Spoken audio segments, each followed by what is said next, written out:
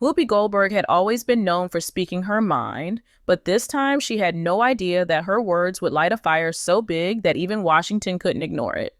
It all began when U.S. Secretary of Homeland Security, Kristi Noem, stepped up to a podium earlier that week.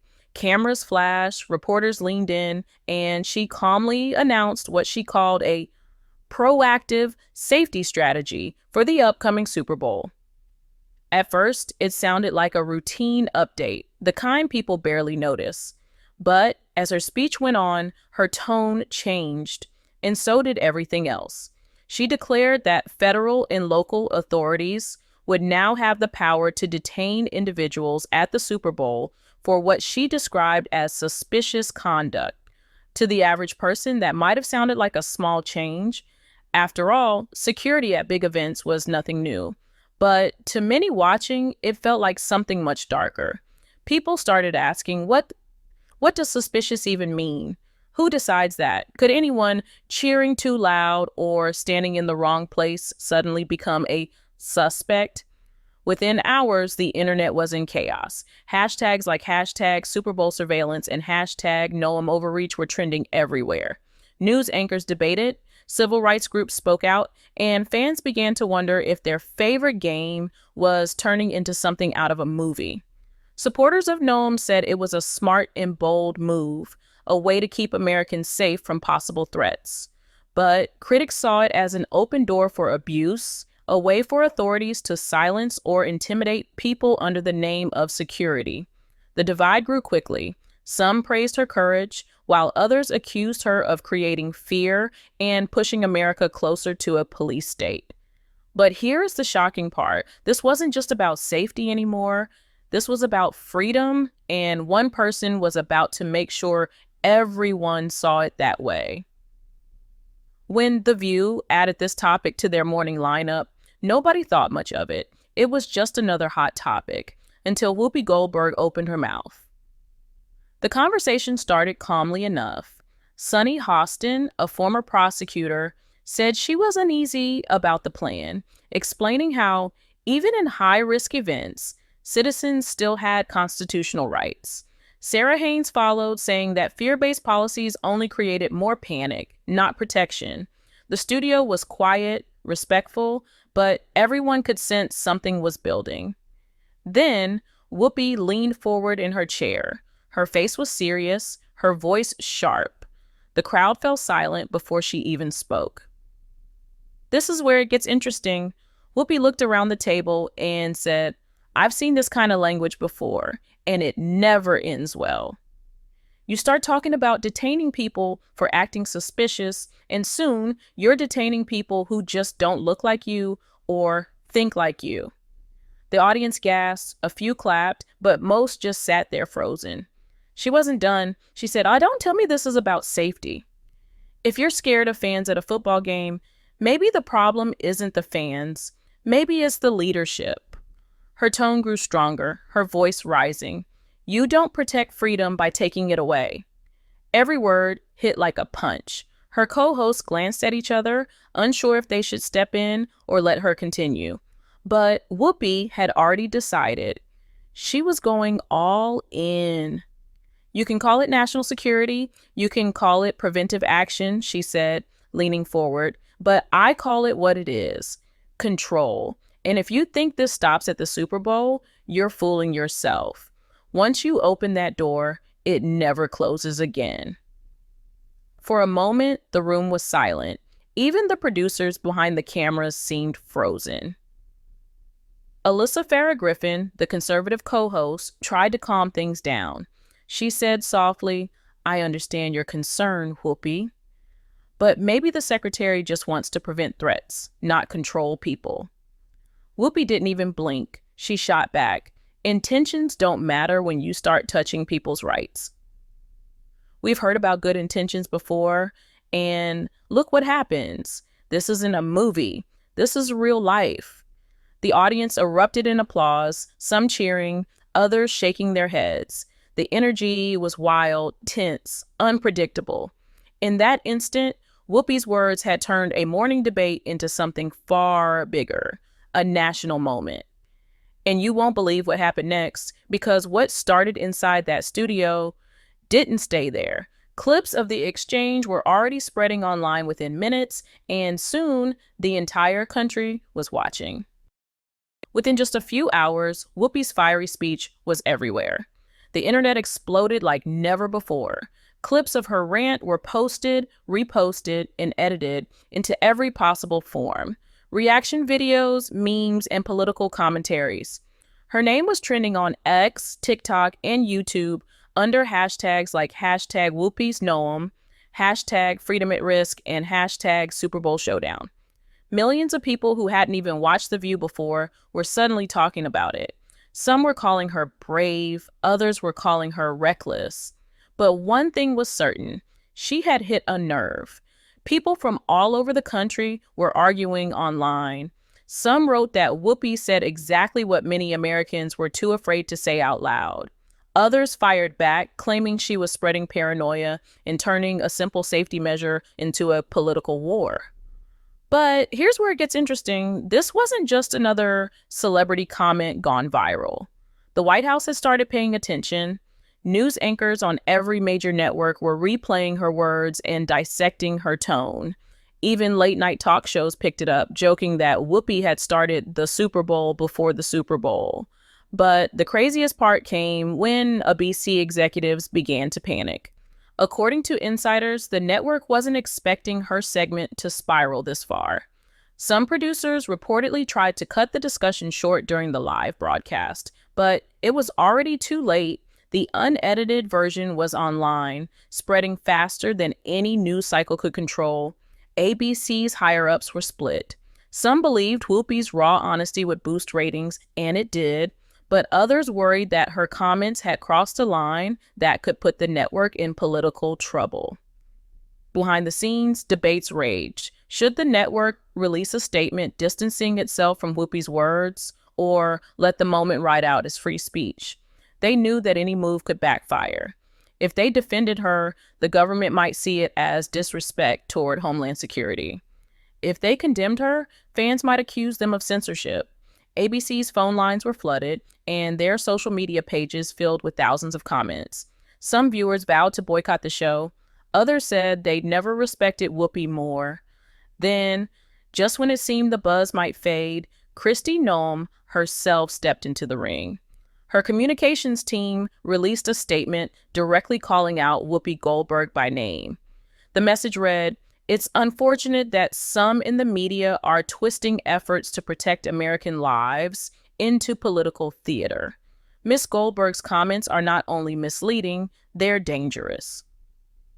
Within minutes, conservative media picked it up, praising Noem for standing strong and putting Hollywood in its place. Right-wing commentators accused Whoopi of undermining national security and mocking the people trying to keep the country safe. But not everyone saw it that way.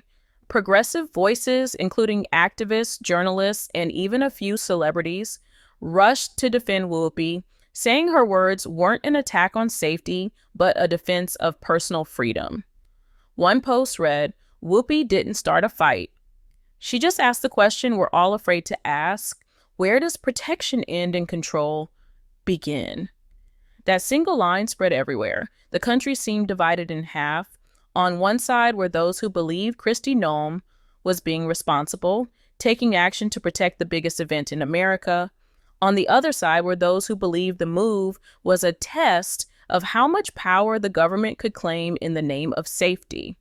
And right in the middle stood Whoopi Goldberg, a daytime talk show host who suddenly found herself at the center of a national firestorm. Every news network began covering the story from its own angle. CNN called it a clash of ideals. Fox News labeled it Hollywood arrogance meets national duty. Podcasts and YouTube channels devoted entire episodes to it. The story had grown far beyond a single comment. It had become a full-blown culture war. And this is how Whoopi's 10-minute monologue turned into a nationwide debate about the limits of freedom. But here is the shocking part. The storm was only getting bigger, because what came next pulled in new voices, new headlines, and a surprising twist that no one saw coming. By the next morning, the story had grown into something far beyond television or politics. It had become a national obsession. Every corner of the internet was buzzing. Fans, politicians, athletes, and even fellow celebrities were picking sides, turning what began as a debate into a digital battlefield. News outlets were running nonstop coverage, panel after panel, trying to decode what Whoopi really meant.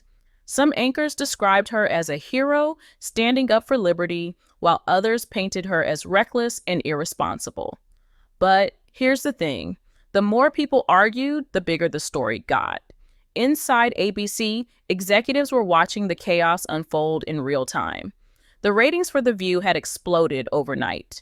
It wasn't just a small spike, it was a record-breaking jump. Millions of new viewers tuned in, curious to see what Whoopi might say next. One insider reportedly said, "We've never seen numbers like this since the show began." But not everyone was celebrating. Some of the top producers were worried that the backlash could lead to pressure from government officials or advertisers. They knew that this wasn't just about television anymore, this was political. And then destiny took an unexpected turn. A former NFL star, Marcus Hayes, a four-letter name once celebrated for his Super Bowl glory, entered the conversation. He posted a message on X that shocked everyone. "Whoopi said what needed to be said," he wrote. "We can't call it freedom if we're being watched at every game." Within minutes, that post went viral. Sports journalists began covering it, bringing the entire NFL community into the storm. Players started sharing their own opinions, some siding with Noem, others with Whoopi.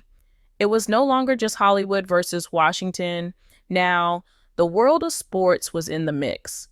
Marcus's support gave Whoopi unexpected strength. Fans began sharing clips of his old interviews, calling him the player with a conscience. But the reaction was mixed. Conservative commentators accused him of jumping on a Hollywood bandwagon, while progressive voices praised him for using his platform for truth. The debate had now become a triangle. The government, the entertainment world, and the sports community, all colliding in one giant controversy. Meanwhile, Kristi Noem wasn't backing down.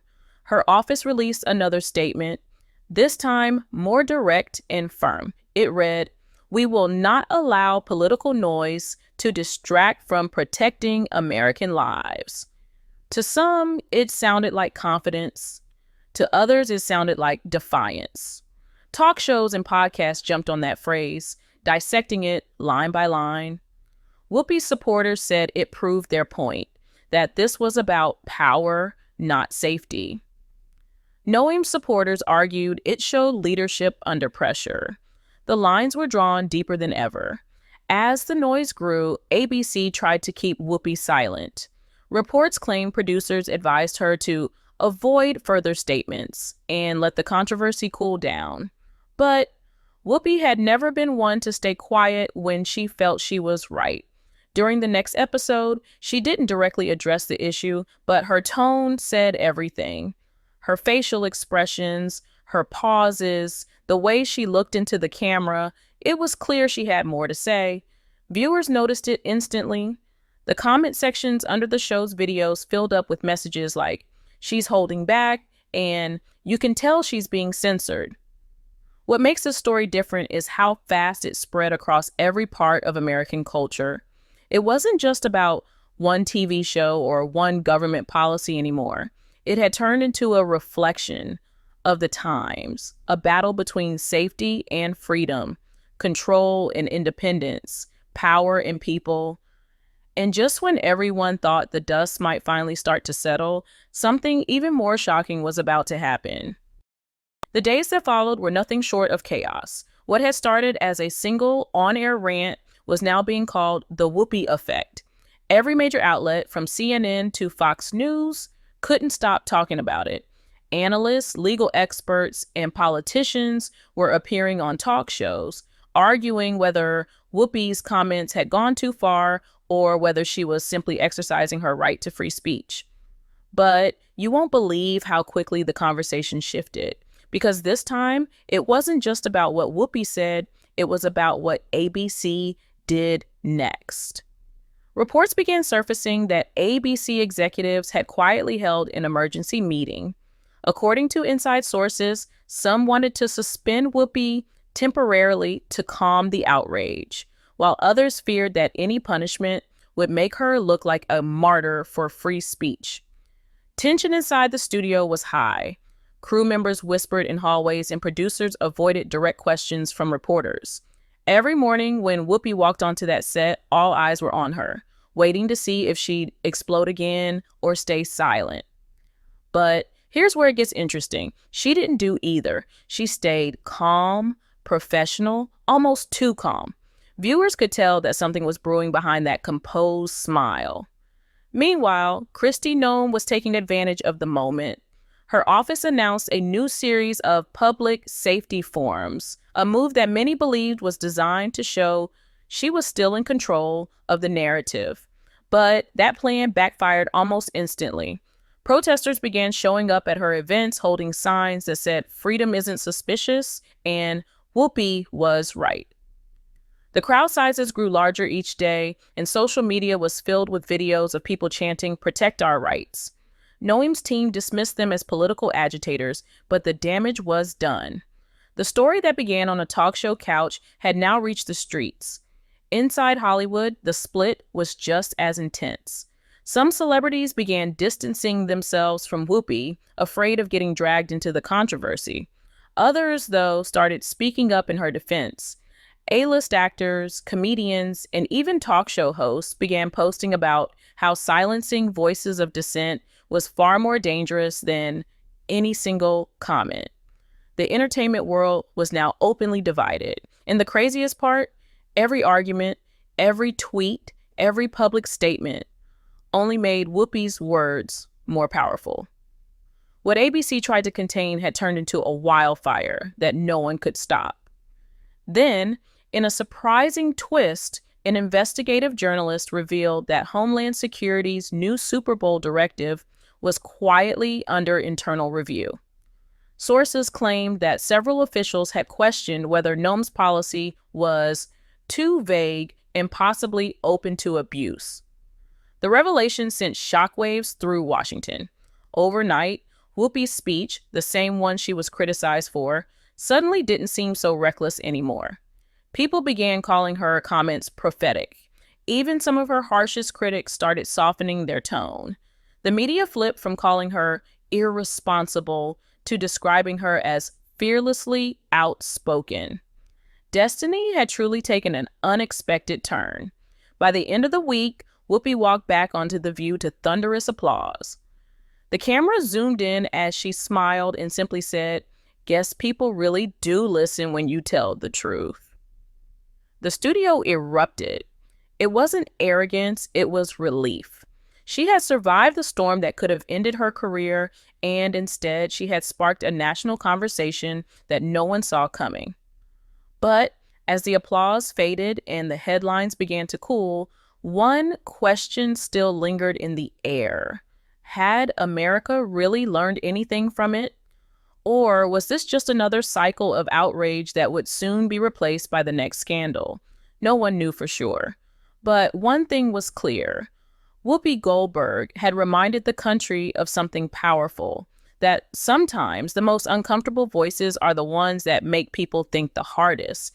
And this right here wasn't just a moment on TV. It was a moment in history.